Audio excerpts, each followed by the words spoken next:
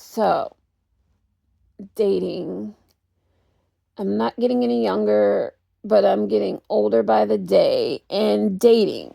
Dating is hard. And people are like, oh, why are you single? And I'm like, I'm single because the way I live my lifestyle, a lot of people don't like it. And it's kind of funny because I say I don't like these things on dating sites. And then some things aren't even an option, but I'll tell people up front and they're not interested in me. And I'm like, I'm glad you're not interested in me because I don't eat meat. And that already eliminates a lot of people because I don't like meat. I don't want to date an atheist. And it's like, I'm not even telling somebody to go to church necessarily because I don't go to church, but sometimes like I'll drop in a church. I wouldn't necessarily say I'm Catholic, but I'm Christian, but I will drop into a Catholic church more likely because they're open all the time and they're open to prayer and to people and stuff. And it's under the Catholic faith. I mean, under the Christian faith. So I will walk into a Catholic church more likely than any other church. Yeah, a Catholic or a Presbyterian church, they seem to be pretty open. And it also depends on the area too. But I'll walk in and go for a prayer service, more like a mass or something. And I don't eat meat. I don't want an atheist. And I want someone taller than me. Generally, in my dating life, most guys I've dated have always been over 6 foot. I don't know. And I find this kind of funny because I feel like these days, I don't know where people are going or what's happening to people, but I feel like a giant. I feel like I'm just towering over people. And it's like, what the hell is going on? Where I'm towering over people. I'm not tall. I'm not even tall for a girl. I'm like 5'3". But I find guys that I tower over. Like, I saw a family yesterday and I towered over the whole family. I'm 5 feet 3 inches tall and I am taller than a whole family. And it's like weird. I'm the shortest person in my family, but I tower over people. And it's not even like I'm like short but tall. It's like, no, I'm short in every sense of the word. I'm just like quarter inch under 5'4", where I'm average. So want someone tall, and I'm not even saying like crazy tall, like 6 foot, but I've noticed lately more guys that are trying to ask me out are like 5 feet, 5'2", 5'3", 5'4", a few 5'7" in there, 5'8", and then some guy he was like 5'7" and he thought he was tall, and I'm like, where would you be tall? He's like, I'm tall in my family. I'm the tallest person in my family. And I'm like, in my family, probably the tallest person in my family, like in my immediate family, like the tallest person is my dad. And he's like over 6 foot. And my mom's like 5'10". And my sister's like 6 foot. And it's like, I'm short.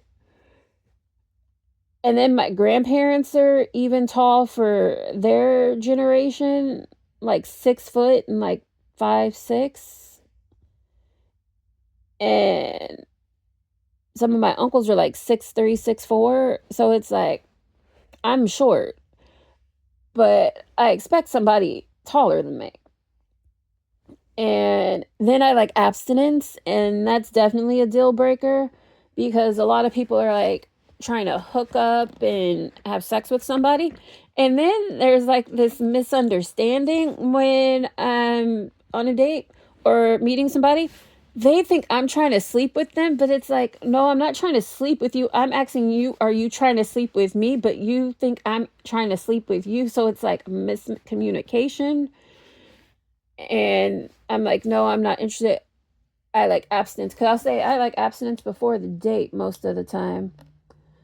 And it gets interesting. Yeah, because people are always trying to sleep with me. And when I say I'm not interested, nope. And then when I say what I am interested in, getting married and having a family and a happily ever after, yeah, they don't like that. They do not like that. So then we try and figure out something because it's like, I'm not sleeping with people, I'm not eating meat. And then I don't expect them to buy me anything either. I'll pay for myself. And then I'm looking for somebody average height. And then this is another thing that becomes a big thing. I want a guy that goes to the dentist and gets his teeth fixed. I want a guy who shaves. And this one, I don't know if you might find this crude. I want a guy that's not a bitch. I'm not saying I'm looking for a guy who's a loudmouth, everything, or whatever. Because, like, there was this guy, I was talking to him on Hinge, and then I was talking to him on another dating app. And he's like, he likes me. You're great. You have a great personality. He's like, he's an open book. He's like, oh, I'm looking for this, my life partner and everything. I'm like, I'm looking for the same thing. You just said you liked me and I have a great personality and all this stuff. And then I'm like, oh, sure, that's great. Do you want to go out? And then he's like, yeah, I'd love to. And then we're talking, and then he claims he has an injury. And I'm like, okay, you responded faster with these other messages. But then when we start talking more, and I'm like, oh, I want to get married and have a family. And he's like, I want that too. So everything's going good. And then all of a sudden he just shuts down. And I don't like it when guys like shut down. It's like, okay, if we had an argument, we had a fight or something, and you shut down, okay, I get that. But it's like, we're just having a simple conversation trying to set up a date. And you're like, you like me and all this, and you thought I didn't like you. And it's like, I'm trying to communicate with you. You said you like me. I said I like you. We should get together. I was just like, I'd like to have you shave. And if we got together, I was like flat out honest. If we got together, because he was like, oh, his face isn't that great under the beard. I'm like, shave the beard. I can help you with that. We can go to a dermatologist. I can help you with some skincare products. And I'm like, I'd want to get you new clothes so you can dress nicer. And it's like, I'll say this up front. And I'm like honest about it. I'm not going to come in and keep it a secret. And like, I'm not going to act like I'm not trying to change you, as in you need a skincare routine, especially he didn't even wear sunscreen. And I'm thinking like, you're very pale and white. You should wear sunscreen. It's like, if we're going to have a relationship, I'm going to want you to wear sunscreen and make sure you don't get skin cancer. Cause it's like, oh, it's a I care about you thing where you need sunscreen to avoid skin cancer because you're so pale. And also to have healthy skin with the moisturizer and stuff. And somehow, because everything was good and he was fine with that. And then he just shut down. And I'm like, okay. Because I don't really understand it. You're like, you want all these things. You're getting older. You're not getting younger. You're shutting down. You say you like me. You could have had a possible relationship with me and everything. Because it was like, I was going for the relationship. You said you were too. I just said, get skincare so you don't get cancer. And how is showing concern that you don't get cancer a turnoff? I don't really understand. How is telling someone, if we're in a relationship, I'm going to care about you and I want you to live long enough to be with me. How is that a red flag? By saying, I want you to live as long as me and be healthy. I don't understand how these are turnoffs. Saying, I care about your health. And then another thing that's a relationship issue that men have issues with, saying, I want to make sure you go to the dentist and you don't have mouth cancer or anything and your teeth are healthy and you're not in pain. So getting your teeth clean, making sure you don't have any issues with your mouth, and going to the dentist on a regular basis. That's a relationship deal breaker for most guys. Saying you don't want a guy to have skin cancer or different mouth issues. Those are two deal breakers that end relationships. Telling a guy you want him to shower with soap. That's another relationship deal breaker for a lot of guys. Telling a guy you want him to wash his hands and have clean hands. That's a deal breaker.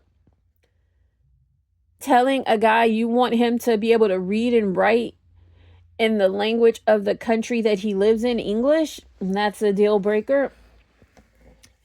Telling a guy you want him to have at least a high school, it's like, I don't mean to be a hater, but I want a guy to have at least more than a high school education. If you don't have it, or at least have a trade or show interest, because like, I don't necessarily require that you go to college, just have a high school education, because that's the gateway to a job and so many other things.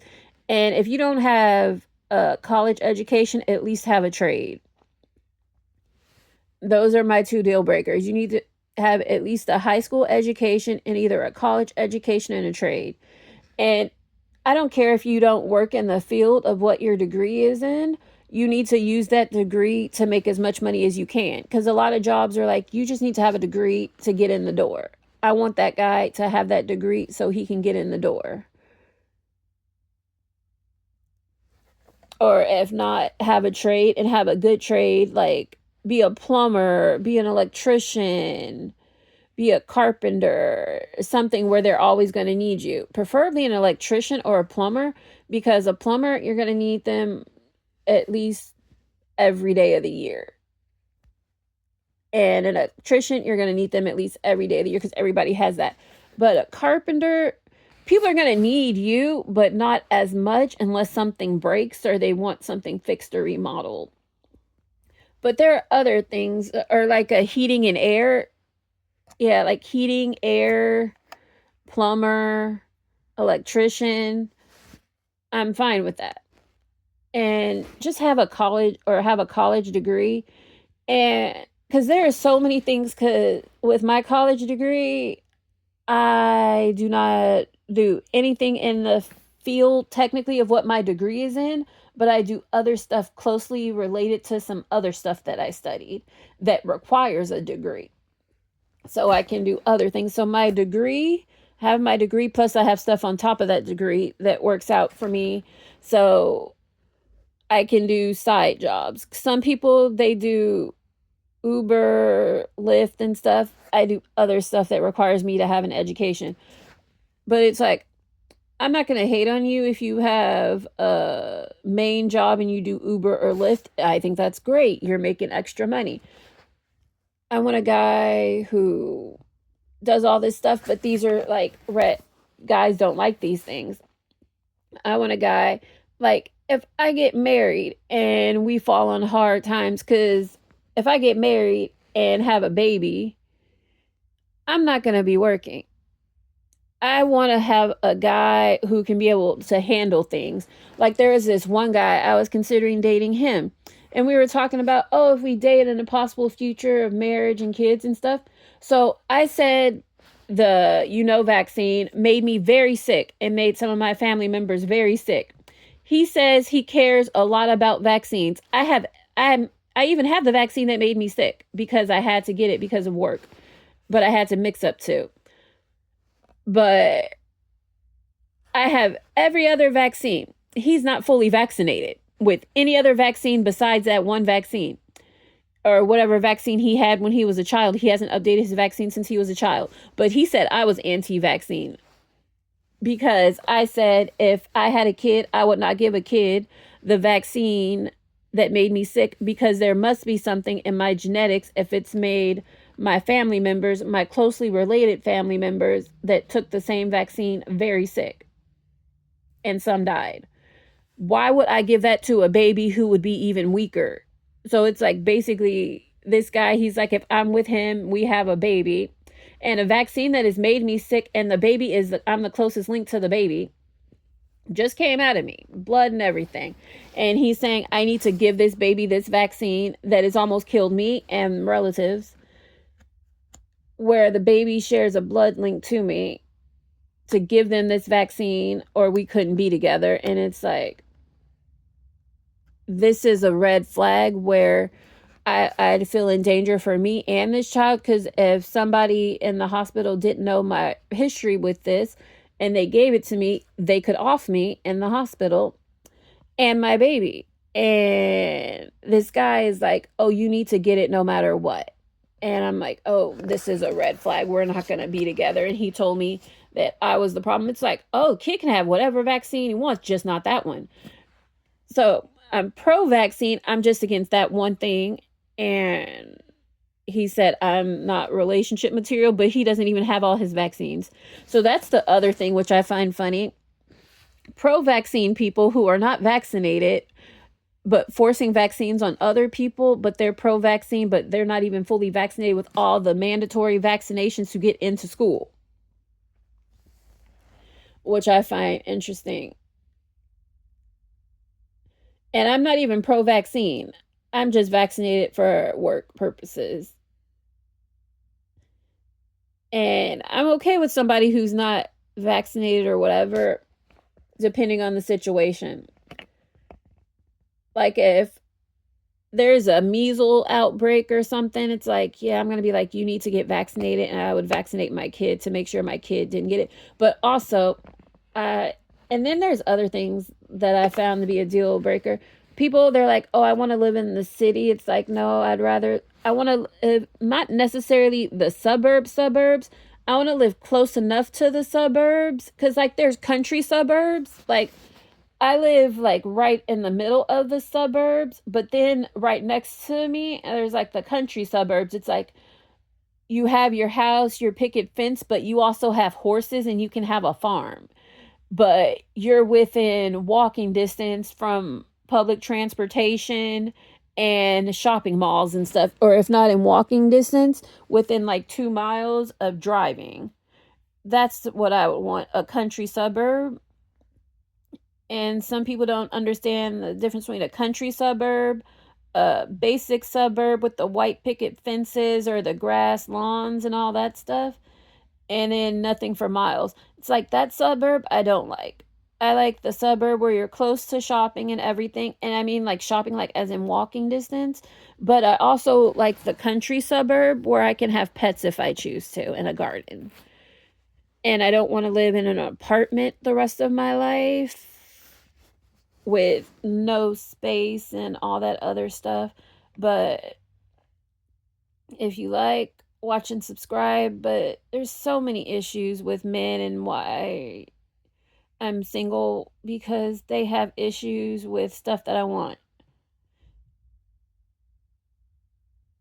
And funny thing is, I might be a pescatarian and eat seafood, but I don't like fishing and stuff. Yeah, so if you like, watch and subscribe. Because I know it sounds funny, because it's like, I want a guy that religious and Christian. Oh, wait, there's a funny story. So I met a religious guy. He was Muslim. He liked me. I liked him. But he liked me too much. He couldn't like me. And you're like, what do you mean he liked you too much? He couldn't like you. He was like 40 something, abstinent his whole life. And he liked me. He's like, no, you can never touch me unless you're my wife. And because he would have issues, like man issues, and he would just look at me and talk to me, and he would have man issues, and he's like, no, that's not okay, that's a problem. But he's like, I like you, you're so pretty and everything. But he wanted to marry me, but he couldn't marry me because he couldn't be around me because he liked me. And that gave him issues, so he couldn't be around me because he couldn't trust himself. So he told me he had to marry someone that he liked less because it affected his religion. And it was like, that's sweet that you think I'm too pretty to marry because you like me too much. but you need to go find someone that you're less attracted to marry so you can be around them. And it was like, okay. Most people would want a wife that they liked and that they were attracted to, but he said he liked me and he was attracted to me, so he couldn't be with me. That was the first. Normally, I'm like, if somebody likes me and they're attracted to me, they keep trying to touch me. I'm like, get the hell away from me. And it's like, I might like them, but I'm into my abstinence too. And that's the funny thing. We were both abstinent, but he couldn't be with me because he couldn't hang out with me or date me or anything because he liked me, which is one I never understand. And then, like, every now and then he'll call me and he'll try and, like, have a relationship with me, but then he's like, yeah, I can't have a relationship with you. I still like you too much. And it's like, okay, this is interesting because in America, generally, if somebody likes you and they're like, I like you that much, they're trying to work out a relationship with you, not saying, I need to break up with you. I can't be with you because I like you too much, which I find interesting and funny. But if you like, watch and subscribe. Bye.